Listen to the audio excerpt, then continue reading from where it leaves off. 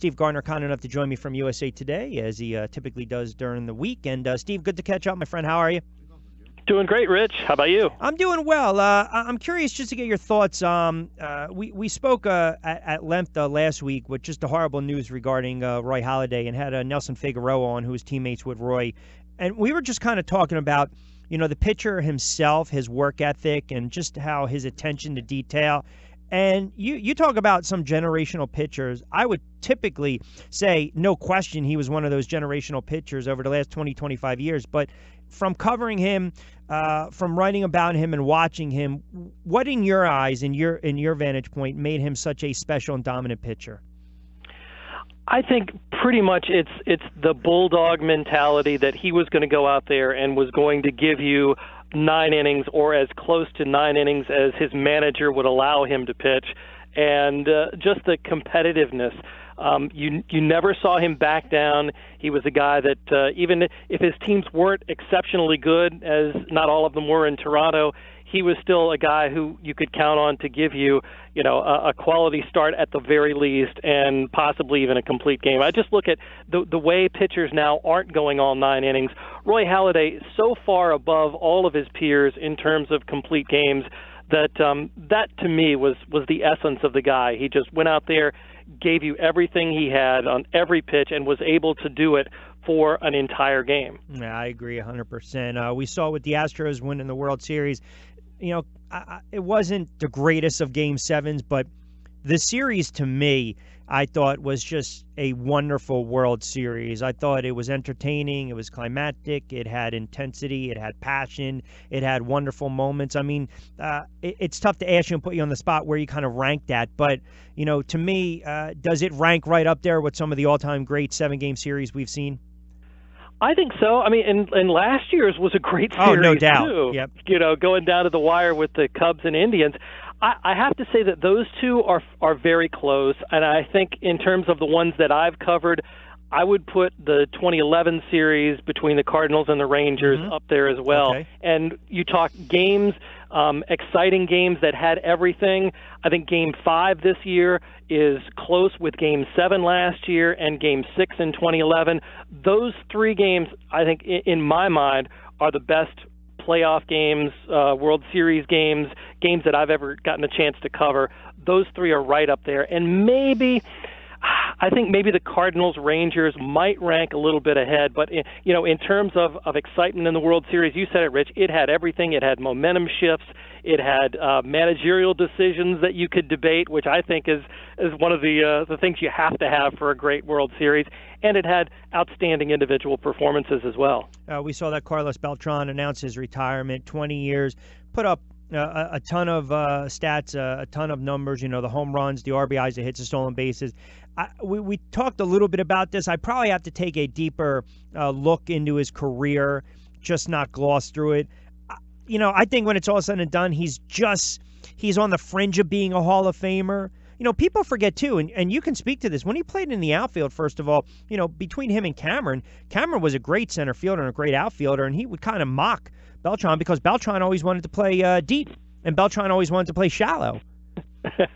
Yeah, I'll tell you what. It depends on the kind, what you can do best as to the best position. But I'll tell you what. By the end of his career, obviously Carlos Beltran was just a shadow of his former self. But he was a Gold Glove defensive player in the outfield. I mean, a center fielder who could go get it anywhere in any ballpark. The fact that as a switch hitter, I think 3 switch hitters have more career home runs than he does. Stole over 300 bases during his career. Just an outstanding player for so long, and the postseason heroics. He didn't get it this year, but you know what? His biggest contribution this season during the postseason might have been the scouting report that he gave his teammates on Yu Darvish, who he used to play with. The fact that somehow or another the Astros were able to crush Yu Darvish when the Cubs and the Diamondbacks were stymied by him in the earlier rounds of the playoffs. I think Carlos Beltran is, in my mind, and I'm not a Hall of Fame voter yet, but by the time Beltran gets on the ballot, if he's not already in, he'll get my vote. Okay. I know I got you for a couple more minutes. I know there's multiple reports the Phillies and the Marlins regarding Giancarlo Stanton. I was told that the Marlins reportedly haven't had any type of substantial talks regarding the outfielder.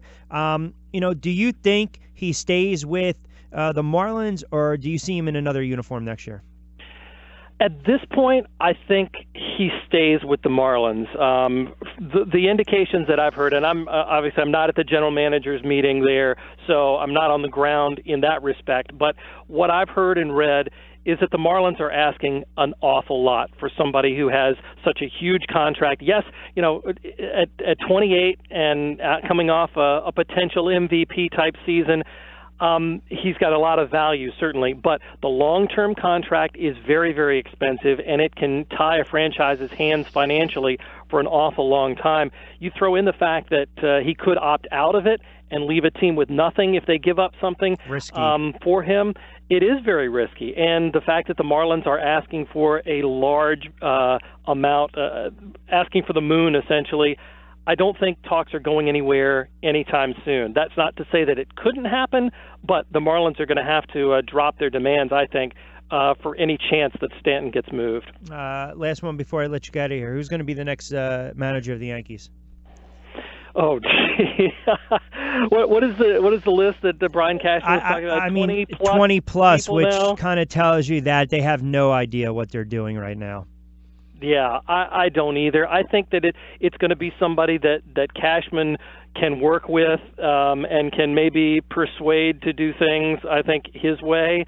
I don't know. I think it could be any number of people. Maybe Rob Thompson is the guy that's the leading candidate at this point, I guess.